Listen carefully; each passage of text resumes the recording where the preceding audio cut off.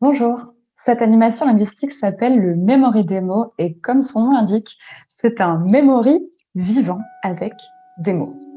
C'est une excellente animation de déblocage mais aussi d'acquisition linguistique et dans certaines variantes de valorisation du plurilinguisme. Elle est assez simple à mettre en place et elle peut se jouer avec tout type de groupe. Il est préférable d'avoir un nombre pair de participantes et participants, mais ce n'est même pas obligatoire. Je vais vous expliquer comment ça se joue. On va commencer par demander à une personne de se porter volontaire pour reconstituer, dans la deuxième étape du jeu, le memory, donc de reconstituer des paires. Cette personne va être envoyée dans une salle simultanée sur Zoom, ou bien on va lui demander de quitter physiquement la pièce où elle se trouve et on la rappellera le moment venu. Donc pour ça, il faudra avoir un autre canal de communication avec la personne. Do we have a volunteer? Est-ce que nous avons une ou un volontaire?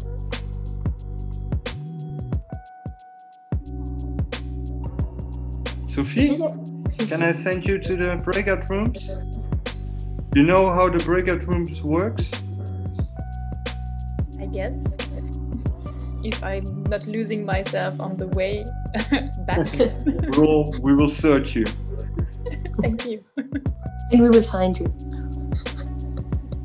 Vous avez deux options donc, la salle simultanée ou bien l'autre canal de communication. Éventuellement, en fonction du profil de votre groupe, vous pouvez demander deux personnes volontaires pour qu'elles puissent s'entraider au moment de reconstituer les paires. À vous de voir. Elle est partie, donc maintenant on peut commencer à trouver une autre personne. On peut aussi écrire dans le chat. And maybe for the people who don't have German and French as mother tongue, that we don't make it too difficult for them.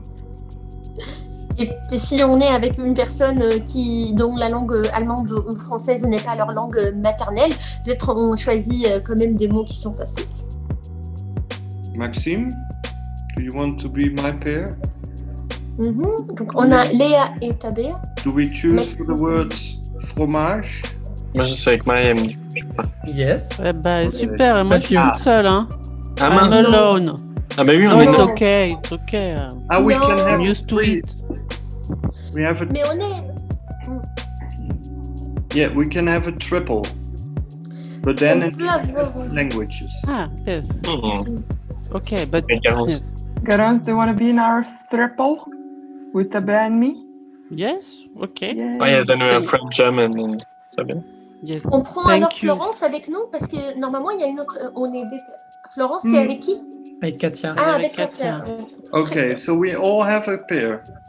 Yes. Du coup, moi, je suis avec Mariam. Oui, Alice, Ulysse, qu'est-ce qu'on... Comme tu veux. Une assiette. Une assiette, ok. Shan.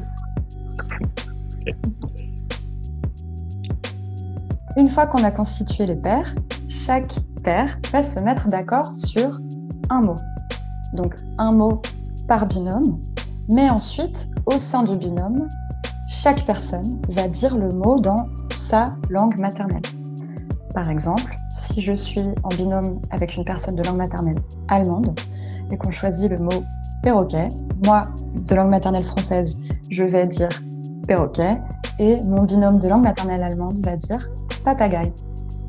Une fois que tous les binômes ont choisi leurs mots et ont clarifié pour eux-mêmes comment ça se dit dans les langues respectives, on peut rappeler la personne qui était dans la salle simultanée ou voisine et la personne va devoir reconstituer les paires. Can you repeat? Or... Spät dran sein. Thank you. Maxime? Fromage.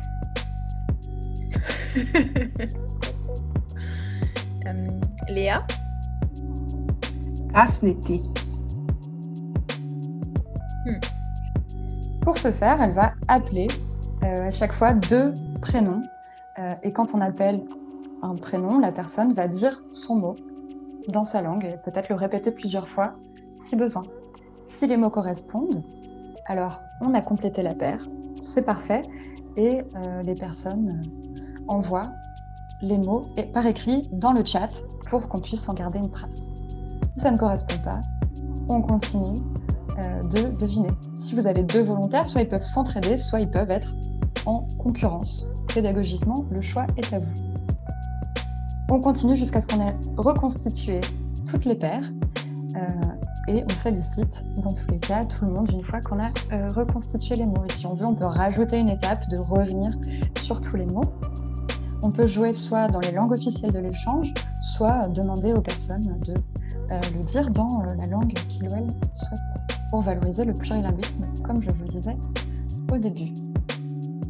Selon le profil de votre groupe, il peut être intéressant de demander aux personnes qui disent les mots de les assortir d'un geste, donc d'un mime ou d'un son pour aider la personne à deviner. Surtout si ce sont des personnes avec un niveau de connaissance de la langue cible assez bas, que par exemple les langues sont très très différentes, comme je ne sais pas, le grec et le portugais qui n'ont rien à voir, et donc on va aider les personnes qui devinent en mimant ou en rajoutant un son. En tout cas, c'est un excellent jeu pour travailler la mémoire. C'est aussi très ludique et amusant. Ça demande un minimum de coopération. Et surtout, c'est un format qu'on connaît. Le Memory, c'est un jeu assez universel. Et donc, ça crée une espèce de sensation de zone de confort, de « Ah oui, je sais comment ça marche ». Ce qui n'est pas des moindres. C'est un avantage intéressant, puisqu'en ligne, on peut souvent avoir l'impression qu'on est très très loin, en dehors de notre zone de confort. Et avoir un format qu'on connaît, c'est rassurant.